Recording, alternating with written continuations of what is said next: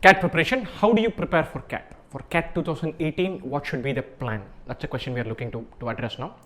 I'm going to break preparation into 3 phases. Fine. The first one is going to be learning, second one is practice, third one is assessment. We'll go deeper into what we do in each of those. Learning component is to learn basic ideas from first principles.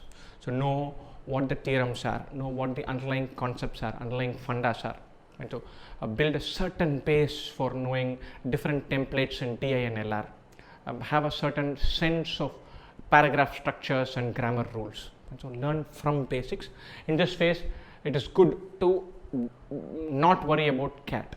You're learning percentages, you're learning inequalities. Not really worried about inequalities for CAT. Right? And it's completely, very particularly important to not worry about speed. You're not looking to solve stuff quickly. That will come to later. Right?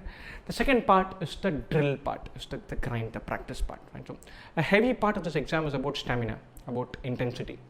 So it is very important for a set of process to be automatic. So if you crack a funda in the quant section and then you go to an equation part, the cracking part your brain is thinking, the equation part your hand is just moving without really worrying about solving. You've solved hundreds of these, but that part is part where your brain switches off. Right? So to give a parallel, apparently Rahul Dravid was when he was a batsman, he was so intensely focused that he used to get burnt out. Then he learned the art of switching off and switching on. I think one of the Chappell brothers suggested to him. So whenever he's a non-striker, he would switch off. Whenever he's in between deliveries, in between overs, he would switch off and then switch back in.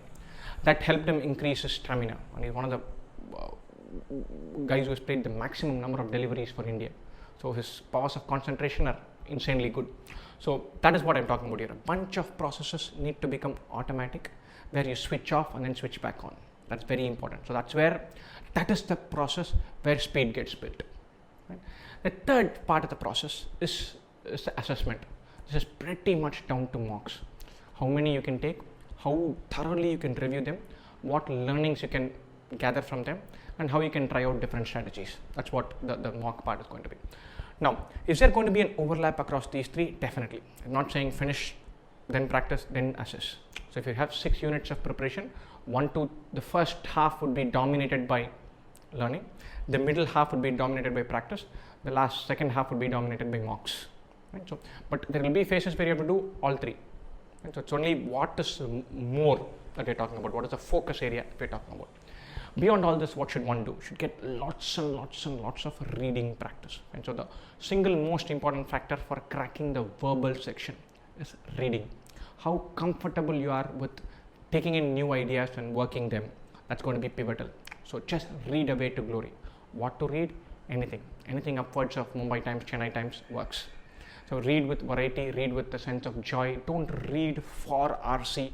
Read short articles, long articles, read novels, fiction, biographies, non-fiction, sports, movie reviews, it doesn't matter. But read with a lot of variety in terms of length, style, topic, everything, so that your mind gets comfortable accepting new ideas. That has to happen throughout for probably an hour every day. And so that should be your broad plan in terms of what you're doing. In terms of topic-wise depth, don't really worry about the different subsections in verbal. The elephant in the room is RC. If you're reading, you're covered. For the first part, conceptually, fundamentals wise, there's more to do in quant. So your first half will be utterly dominated by quant, but then you have to switch out and say there's only 1/3 of the exam, I need to do the others as well. But the first half will be dominated by quant. So if you're starting afresh, then for the first 40% of your preparation, you'll be doing pretty much only quant. So after about 25%, 30%, shift to DI and LR. Don't worry about verbal at all. If you're reading, you're covered for verbal. So you'll start being dominated by quant, your preparation will be dominated by quant, then DILR, then the big picture. Don't worry about verbal. That's how the section wise planning would go. Okay? All the best. The most important thing of this is a marathon, not a sprint. So make sure that there's a certain dedication to the way you stick to a schedule. This is as much about discipline as it is about flair. So keep that in mind. Okay? Once again, best wishes.